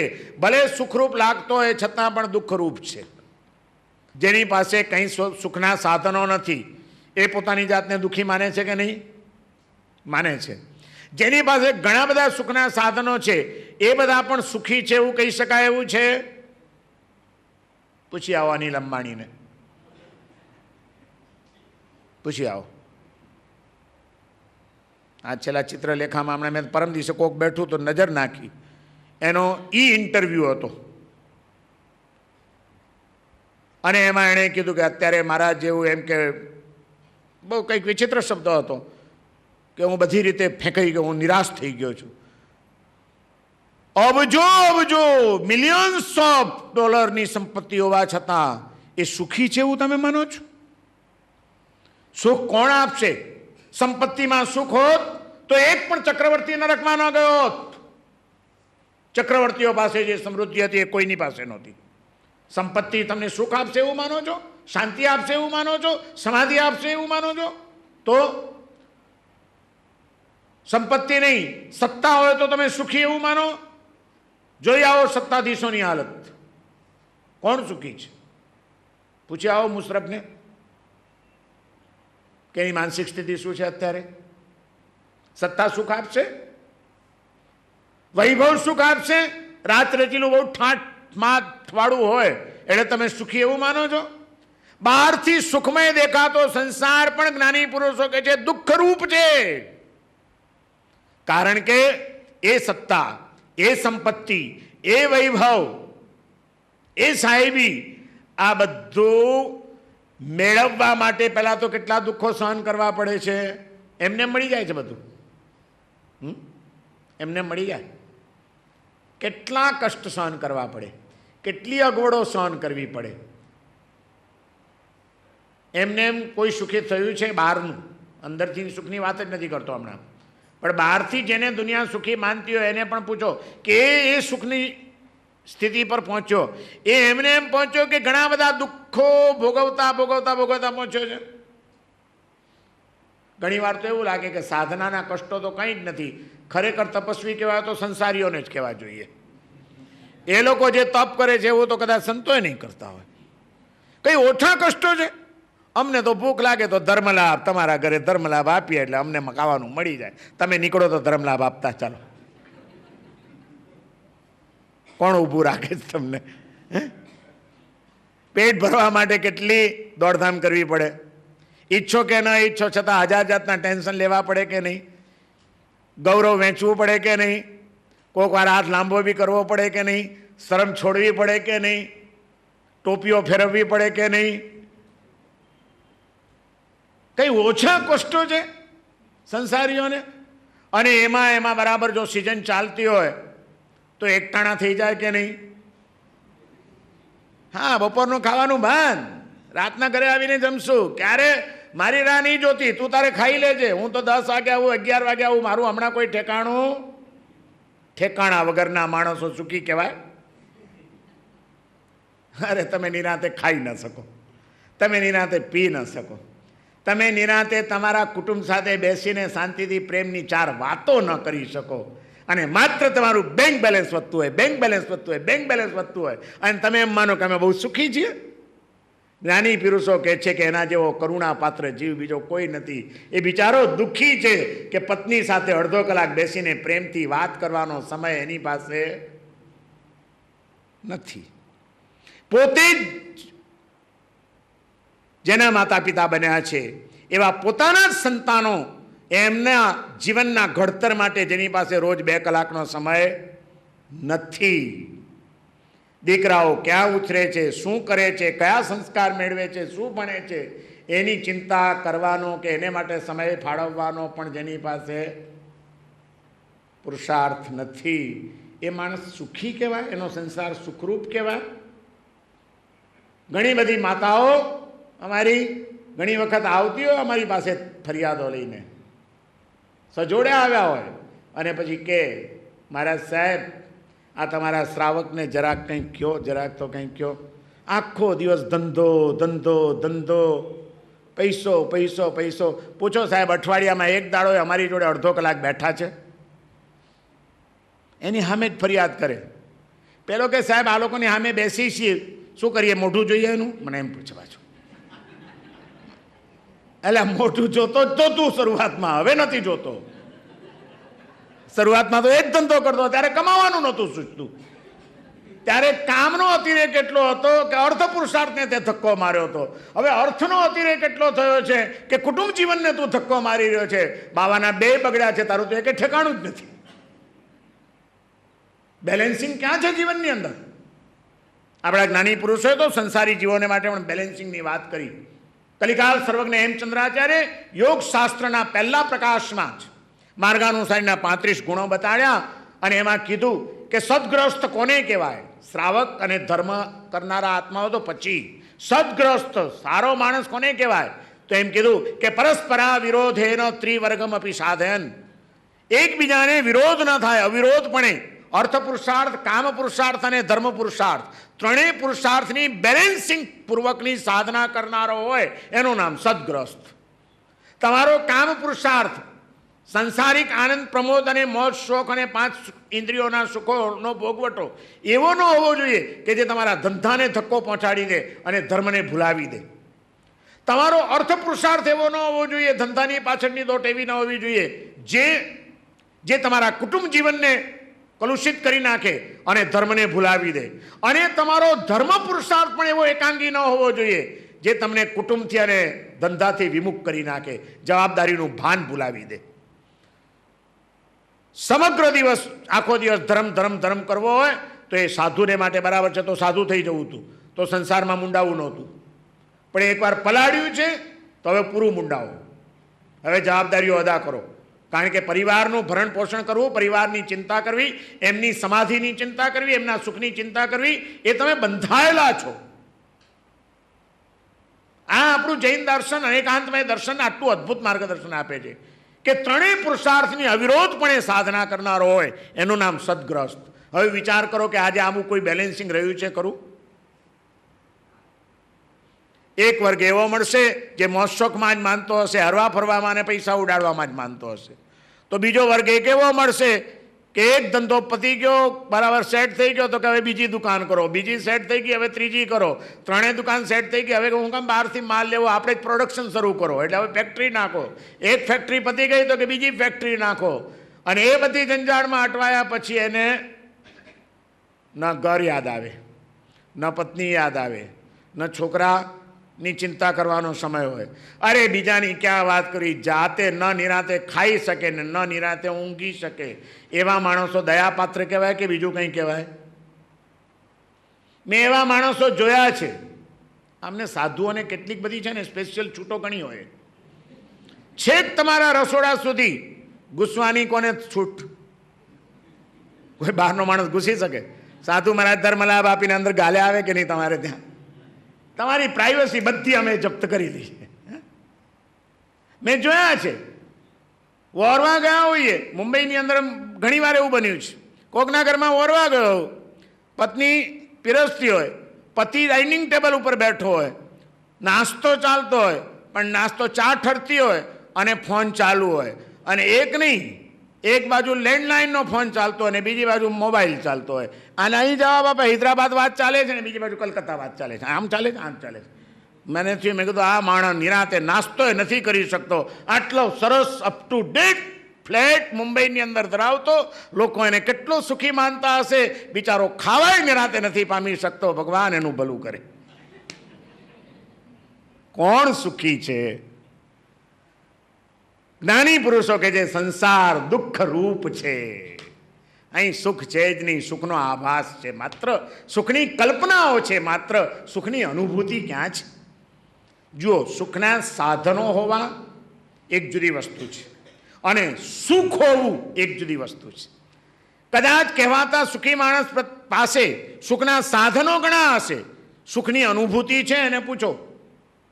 નિરાતે ઊંઘી શકે છે, નિરાતે જમી શકે છે, પરિવાર સાથે નિરાતે આનંદ માણી શકે છે, તો શું કામનો એ પૈસો, શું કામનો એ વૈભવ, શું કરવાનું એ બેંક બેલેન્સ, શું કરવાની એ ફેક્ટરીઓ, કોને માટે આ બધું? કોઈ દિવસ વિચાર કર્યો છે? રાજી થવાનું શેનાથી? બેંક બેલેન્સ જેમ વધતું જાય એમ રાજી થતો જાય. મહારાજ સાહેબ હમણાં તો આપણે આટલી એફડી કરી નાખી, પતી ગયું. લક્ષ્મીને બાંધી દીધી, વહેતી જ ન રહે. મેં કીધું બાંધી છે, યાદ રાખજે, તું બંધ થઈ જવાનો એક દાડો. તમે કોઈ દિવસ વિચાર કર્યો છે? તમને એક દિવસ કોઈ રૂમમાં પૂરી રાખે, કોકને ત્યાં મહેમાન તરીકે ગયા તમે માની લો, અને તમને એણે એક રૂમમાં નાખીને બહારથી તાળું મારી દીધું, 2 દાડા સુધી અંદર ને અંદર પૂરી રાખ્યા, બીજી વાર એના ઘરે જવાનું નામ લ્યો, બોલો ને? હાડો, આ તો આપણને પૂરી રાખે છે. તો લક્ષ્મીને તમે પૂરી રાખો તિજોરીમાં, પૂરી રાખો લોકરમાં, પૂરી રાખો એફડીમાં, પકડીને બાંધી રાખો, બીજી વાર તમારા ઘરે આવવાનું નામ લેશે? જોઈએ છે? મને કે મારા સાહેબ લક્ષ્મી કેવી રીતે મળે? મેં કીધું મારી પાસે છે રસ્તા. એને એમ કે મારા સાહેબ કંઈક મંત્ર બતાડી દેશે. મેં કીધું અત્યારે છે ને સારા માર્ગે વાપરવા માંડ, એવી બંધ થઈ જશે પુણ્યના ઉદયથી કે સામેથી હાલી આવશે તારે ત્યાં. બોલ, એફડી જ વધારીને રાજી થવાનું. આપણું બેંક બેલેન્સ આટલું વધ્યું, ફસાણા છો, યાદ રાખજો. સુખની ભ્રમણામાં અટવાયેલો જીવ દુઃખરૂપ સંસારને સુખરૂપ માની લેવાની ભ્રમણામાં રાચી રહ્યો છે. જ્ઞાની પુરુષો કહે છે આ સંસાર બહારથી સુખમય દેખાતો સંસાર પણ દુઃખરૂપ છે, કારણ કે આપણો મનનો માનેલો સુખનો સંસાર મેળવવા માટે દુઃખ, મેળવ્યા પછી ભોગવવામાં પણ દુઃખ, ભોગવો નહીં તો સાચવવાનું દુઃખ, સાચવો નહીં તો ક્યાંક કોક ઉપાડી જશે એનું દુઃખ, ઉપાડી ન જાય તો કોકની નજરે ચડી જશે એનું દુઃખ. ઊંઘમાં પણ ઇન્કમટેક્સની રેડવાળાના સપના આવતા હોય એ પણ. ક્યાંય સલામત છો તમે? દુઃખ દુઃખ દુઃખ દુઃખ, ક્યાં દુઃખ નથી? માણસ શાંતિથી જીવી ન શકે એને સુખી કેમ કહેવાય? નિરાંતે ઊંઘી ન શકે એને સુખી કેમ કહેવાય? બધું ભૂલીને પ્રેમથી જમી ન શકે એને સુખી કેમ કહેવાય? સંસાર કેવો? દુઃખરૂપ. સુખી થવું છે? સુખી થવું છે તો રસ્તો બતાડું. થવું જ આવી જાઓ. એને સાધુ થવાનું નથી કહેતો, ગભરાઈ ગયા ભાઈ, પહેલી વાર આયા લાગે, નવો ચહેરો છે, પહેલી વાર છે. હા, એટલે જ મેં કીધું આ ચહેરો કંઈક નવો છે, એટલે ગભરાય બહુ જલ્દી માણસ. બાકી થોડા પરિચયમાં આવ્યા પછી મારાથી કોઈ ગભરાય નહીં. નવા નવા લોકો બહુ ગભરાય. મને ઘણા કે મારા સાહેબ બહુ ડર લાગે તમારી પાસે આવતા. મેં કીધું હું કંઈ વાઘસી છું? મારાથી ગભરાવો છો એટલે હું કંઈ ખાઈ જાઉં છું તમને? હું કામ ગભરાવો છો ભાઈ? હું તો બહુ સરળ છું, સીધો રહેવાની મહેનત કરું છું, પ્રેમાળ છું, મારાથી હું કામ ગભરાવો? કે પછી એવું લાગે છે સાહેબ થોડા પરિચય, વધુ પરિચયમાં આવી જાય પછી ડર નીકળી જાય છે, પણ પહેલાં તો બહુ ડર લાગતો હતો. ઘણા બધા કે આવું.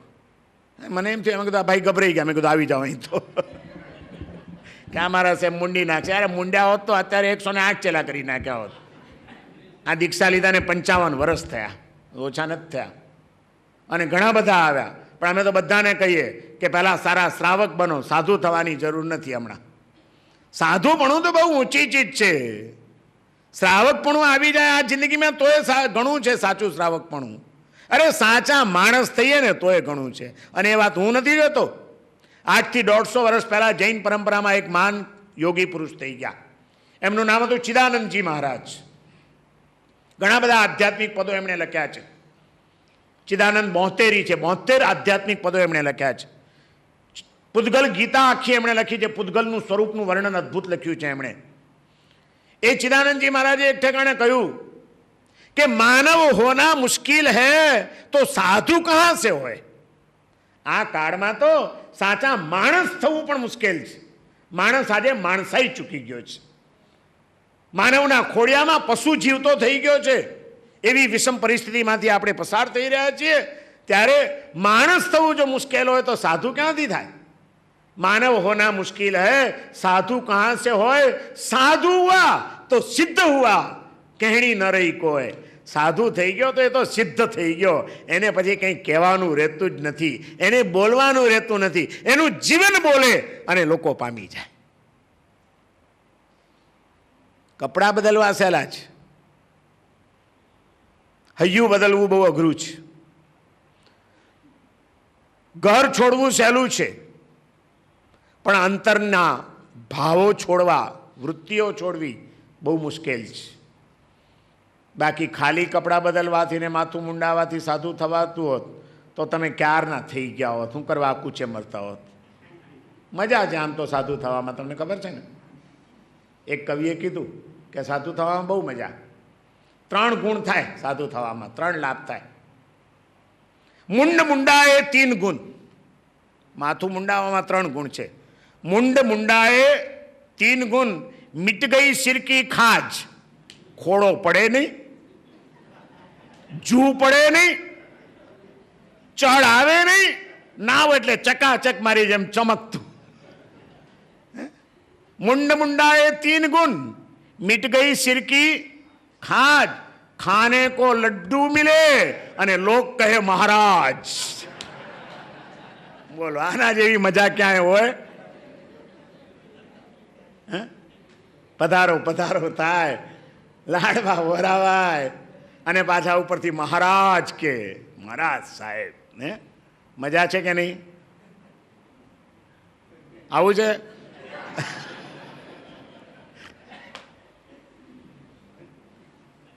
જેને સંસાર દુઃખરૂપ લાગે એને પછી એ સંસાર ની સુખની ભ્રમણાઓમાં એ ક્યારે અટવાય નહીં. જો સંસાર સુખરૂપ હોત તો જેમ જેમ તમને સંસાર વધતો જાય, જેમ જેમ તમને સાંસારિક પદાર્થો મળતા જાય, જેમ જેમ તમને 5 ઇન્દ્રિયના સુખના સાધનોની વૃદ્ધિ થતી જાય, તેમ તેમ જીવનમાં સુખની અનુભૂતિ પણ વધવી જોઈએ. પણ હકીકતમાં એવું થાય છે ખરું? જ્યાં તમે સુખની કલ્પના કરી ત્યાં ખરેખર જેમ જેમ આગળ વધ્યા તેમ તેમ સુખ મળ્યું કે આખરે દુઃખ આવ્યું? એમ જ્ઞાની પુરુષો આપણને પૂછે છે. વસ્તુ તમને સુખી નથી કરતી, વસ્તુની આસક્તિ ઓછી થઈ મળી જવાના કારણે, પછી હવે એમાં તમને કોઈ સુખ રહ્યું? સંસાર દુઃખરૂપ છે. જેમ ભોગવતા જાઓ, શરૂઆતમાં એ લાલ પીળું સરસ સરસ બધું દેખાતું હોય, જેમ નજીક જાઓ એમ આકર્ષણ ઓછું થતું જાય. જેમ વધુ નજીક ગયા, જેમ વધુ ભોગવ્યું, જેમ વધુ માણ્યું, જેમ વધુ ખાધું, તેમ તેમ એ આસક્તિ ઓછી થતી ગઈ. સુખ જ્યારે પણ લાગ્યું ત્યારે શેનું લાગ્યું હતું? તૃષ્ણાએ જે દુઃખી કર્યા હતા એ તૃષ્ણા શાંત થઈ, એનું સુખ અનુભવાયું. પણ વસ્તુમાં સુખ નથી. નહીં તો એ વસ્તુ જેમ મળે, જેમ આગળનો સમય વધે તેમ સુખની માત્રા વધવી જોઈએ, વધવી જોઈએ, વધવી જોઈએ, વધવી જોઈએ. અનુભવ આપણો કે છે. જ્ઞાની પુરુષો એ જ વાત કહે છે કે આ સંસાર સુખમય દેખાતો સંસાર પણ વર્તમાનમાં દુઃખરૂપ છે. એટલું જ નહીં, પણ દુઃખનું જ ફળ આપનારો છે. કારણ કે જેમ જેમ સંસારમાં ઊંડા ઉતરતા જાઓ તેમ તેમ પરિણામે સુખ નથી, દુઃખનું પરિણામ મળવાનું છે. કારણ કે માનસિક શક્તિઓનો ક્ષય થવાનો છે, શારીરિક શક્તિઓનો ક્ષય થવાનો છે, અને એ બધી શક્તિઓ ક્ષીણ થતી જાય તેમ તેમ સુખ અનુભવાય કે દુઃખ અનુભવાય? જુવાનીમાં જે શક્તિઓ હતી ત્યારે જે સુખ હતું, આજે એ જ પૈસા, એ જ વૈભવ, એ જ ઘર, એ જ રાત રચીલું, એ જ પરિવાર, એ બધું હોવા છતાં હવે શક્તિઓ ક્ષીણ થઈ ગઈ. હવે એમાં સુખ રહે છે? આકર્ષણ રહ્યું છે કે વેંઠારવાનું છે? હશે હવે ચાલો ભાઈ, જે જિંદગી છે તે પૂરી કરો. ઉમળકો ગયો, આનંદ ગયો, આકર્ષણ ગયું. હવે એક રૂટીન લાઈફ થઈ ગઈ, ઠીક છે, પસાર કરી નાખો બસ. ફળ તરીકે તમને સુખ ન મળ્યું, આનંદ ન મળ્યો, ઉદ્વેગ મળ્યો, થાક મળ્યો. સુખ ભોગવ્યા પછી માણસને થાક લાગે છે. સુખ ભોગવ્યા પછી માણસને વધુ મળવા જાય તો પછી અકારું લાગે છે, કારણ કે એમાં સુખ છે નહીં, એ દુઃખનું જ ફળ આપનારો છે.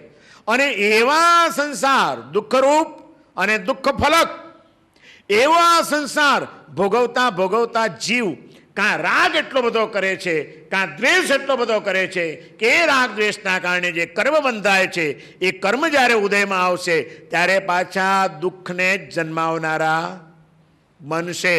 અને એ કર્મ ઉદયમાં આવશે, એ કર્મ ભોગવતી વખતે પાછી ચિત્તની અસ્વસ્થતા, સંક્લિષ્ટ દશા એવી સર્જાશે કે વળી પાછા ત્યારે નવા કર્મ બંધાશે, વળી પાછા એ દુઃખનું સર્જન કરશે. એટલે દુઃખની જ પરંપરાને ચલાવનારા ભગવાને શું કહ્યું? અણાઈ જીવે અણાઈ જીવસ્સ ભવે અણાઈ કર્મ સંજોગ નિવત્તિએ. સંસાર અનાદિનો છે, જીવ અનાદિનો છે, અનાદિકાળના કર્મ સંયોગના કારણે ચાલી રહ્યો છે. એ સંસાર કેવો છે? દુઃખ રૂવે દુઃખ ફલે દુઃખાનુબંધી. દુઃખ રૂપ છે, દુઃખ ફલક છે અને દુઃખાનું બંધી છે. દુઃખની જ પરંપરાને ચલાવનારો છે. સંસારના સુખો મેળવતા રહીને, ભોગવતા રહીને પરંપરાએ કોઈ સુખી થયું હોય એવા દાખલા ક્યાં મળે? અને એ સંસાર પ્રત્યેની આસક્તિથી પાછા વળીને અંતરમાં ઊંડા ઉતરીને સાધનાના માર્ગે ગયેલા જીવો કેટલા સુખી થયા ને કેવી સુખની પરંપરા સર્જાણી, એવા દાખલાઓ કેટલા મળે. જો સંસારમાં સુખ સમજાતું હોત તો જન્મથી 3 જ્ઞાનથી યુક્ત મતિ જ્ઞાન એટલે કે બુદ્ધિની સૂક્ષ્મતા, શ્રુત જ્ઞાન એટલે શાસ્ત્રોનો જ્ઞાનનો પાર પામેલા, અને અવધિ જ્ઞાન એટલે દૂર દૂરના પદાર્થોને જોવાની અદ્ભુત શક્તિ, આ બધું જેની પાસે હતું એવા તીર્થંકરના આત્માઓ 3 જ્ઞાનથી યુક્ત જન્મે. અને 3 જ્ઞાનની શક્તિ જેની પાસે હોય એણે જો સંસારમાં સુખ જોયું હોત તો સંસાર ત્યાગની પ્રવૃત્તિ કરી હોત ખરી? શા માટે ભગવાન મહાવીરે 28 વર્ષની યુવાન વયે, ઠીક છે એ તો એક બંધન હતું, ગર્ભમાં પ્રતિજ્ઞા સ્વીકારેલી હતી કે માતા પિતા જીવતા હશે ત્યાં સુધી એમના આત્માને દુઃખ ના થાય એટલા માટે ત્યાગની વાત નહીં કરું, બાકી તો એને પહેલાં પણ કોઈ આકર્ષણ નહોતું. પણ જેવું એ માતા પિતાનું બંધન છૂટી ગયું, એમનો સ્વર્ગવાસ થયો અને 28 વર્ષની ઉંમરે ભર યુવાન વયે રાજકુમાર વર્ધમાન વાલસોઈ પત્ની યશોદા, દીઠી ગમી જાય એવી સરસ મજાની ઢીંગલી જેવી પ્રિયદર્શના, હૈયે છાતી સરસો ચાંપી લે એવો પ્રેમાળ મોટો ભાઈ નંદીવર્ધન, આ બધાનો ત્યાગ કરીને સંસાર ત્યાગના માર્ગે જવાનો વિચાર શું કામ કર્યો ભગવાને? જો એમને સંસાર સુખરૂપ લાગ્યો હોત તો છોડવાની જરૂર હતી? નંદીવર્ધન રાજાનો આગ્રહ અને એની વેદનાને શાંત કરવા માટે કરુણામૂર્તિ પ્રભુ, જે જગતના સર્વ જીવોના દુઃખ જેને રડાવે એ પોતાના મોટા ભાઈને રડતો રાખી શકે? એની ખાતર 2 વર્ષ ઓર સંસાર વારીને 30 વર્ષની ભર યુવાન વયે મહાવીર માભી નિષ્ક્રમણના પંથે ચાલી નીકળ્યા. એનું કારણ શું? એમના મતિ જ્ઞાન, શ્રુત જ્ઞાન અને અવધિ જ્ઞાનમાં એમણે જોઈ લીધું કે આ સંસાર બહારથી રૂડો અને રૂપાળો દેખાય છે, અંદરથી ઘણો બિહામણો છે.